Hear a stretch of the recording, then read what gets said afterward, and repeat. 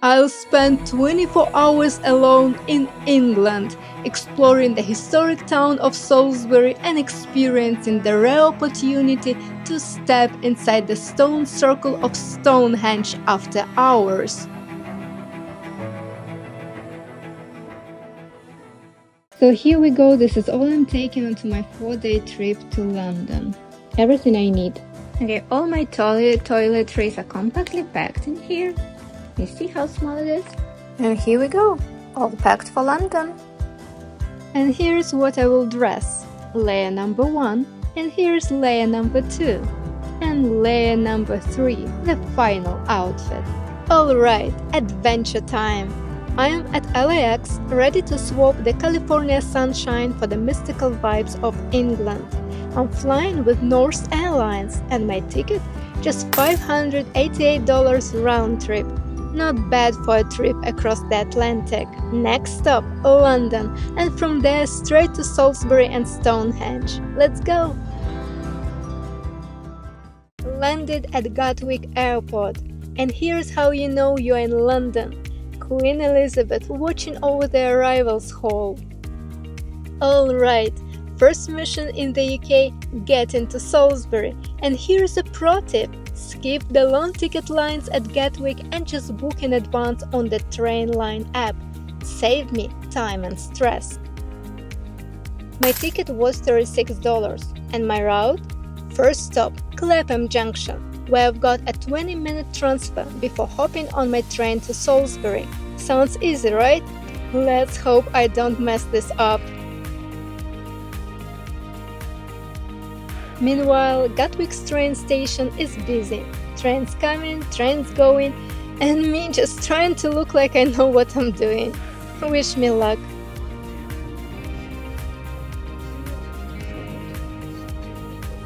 Welcome to Clapham Junction, officially the busiest train station in England, or so the internet told me. Naturally, I was expecting chaos, crowds, pure mayhem. But turns out, not so bad. Plenty of trains, sure, but not nearly as packed as I feared. And my 20-minute transfer, totally manageable. Crisis averted. Next stop, Salisbury, almost there.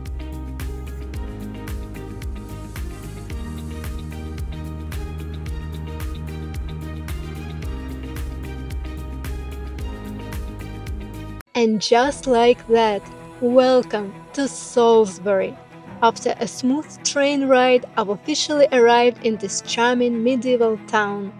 Salisbury is over 800 years old and was actually built on a different site before being moved here in the 13th century, because apparently relocating an entire city was a thing back then. The streets? Pure storybook vibes, cobbled paths, historic buildings, and cozy little shops that look straight out of a movie. Fun fact, Salisbury is famous for its ancient market, which has been running since 1227. That's nearly 800 years of locals buying bread, cheese, and whatever medieval people shopped for. But before I dive into all that, let's soak in the atmosphere, because this town is stunning.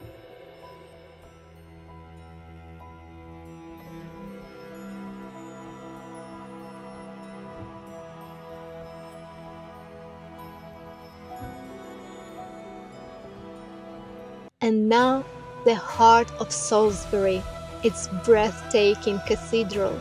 Standing tall for over 800 years, this masterpiece of medieval architecture boasts the tallest church spire in the UK, reaching an incredible 123 meters. Construction started in 1220, and unbelievably it was completed in just 38 years, which is a record speed for a medieval cathedral. Inside, it holds one of the most important documents in history, an original copy of the Magna Carta, written in 1215. This document laid the foundation for modern democracy. But facts aside, the real magic, it's inside. The moment I stepped through those doors, I felt it. A wave of energy so powerful, so majestic that I couldn't hold back my tears.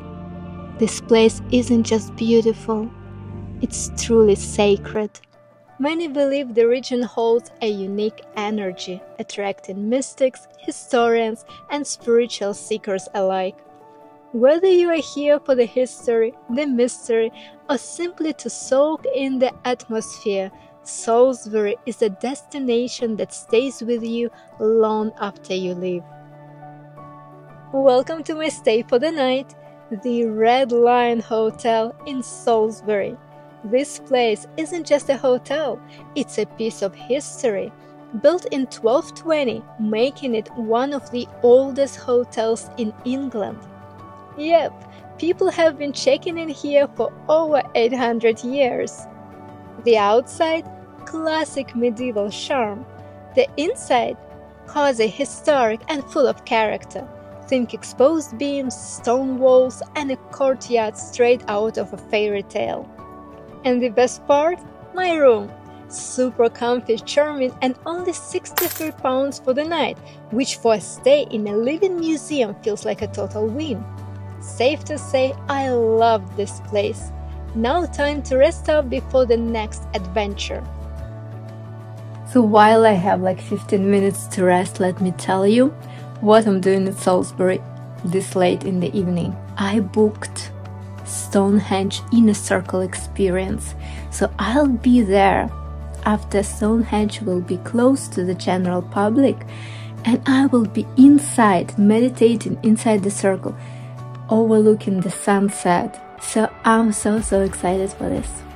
This was the main reason for my trip. Since I booked an Inner Circle experience at Stonehenge, aka after hours, meaning no more tourist buses going there, I had the hotel arrange a taxi for me.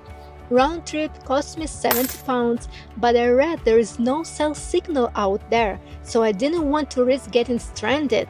Spoiler, my T-Mobile Magenta plan worked fine, meaning I totally could have saved £20 with Uber. Oh well, lesson learned. For this once-in-a-lifetime Inner Circle experience, I booked directly through the English Heritage website. I'll drop the link in the description. You have to book it in advance.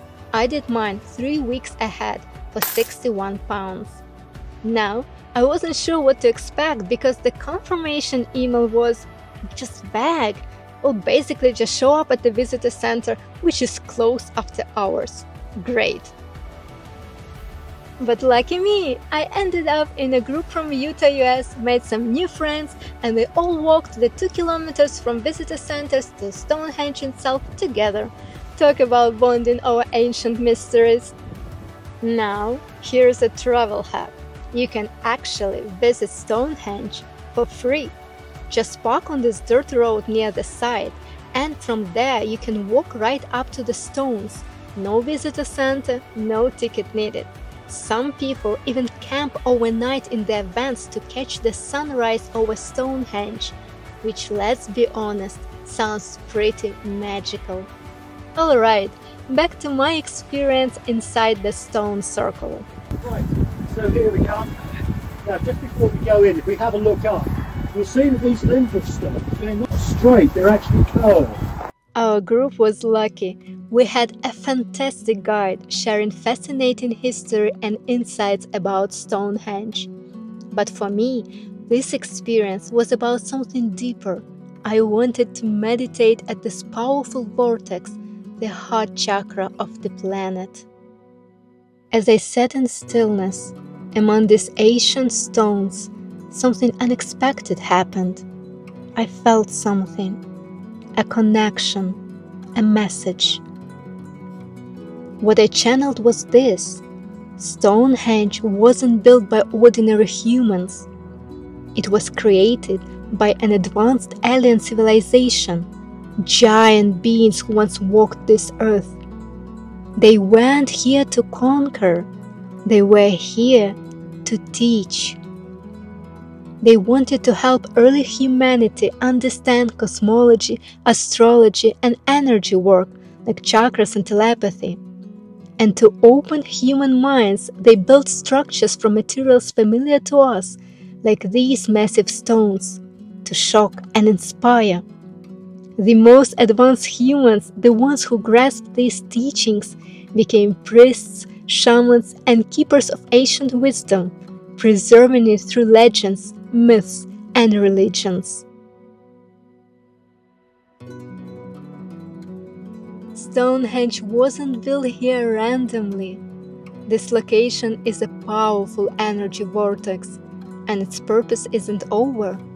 Even now, its energy is pulsing out in waves, assisting in the planet's ascension. And as for those who built it, they left, but they will be back. Time moves differently for them. While centuries have passed for us, for them, it's only been a few years. Well, whether you believe it or not, one thing is for sure. Standing inside this circle, you can feel it. The energy here is alive, and it's impossible to ignore.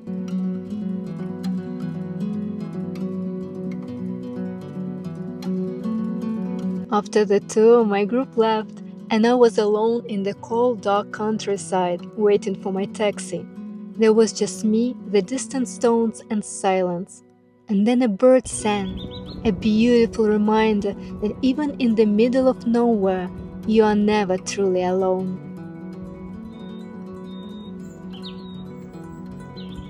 And just like that, my time in Salisbury and Stonehenge came to an end.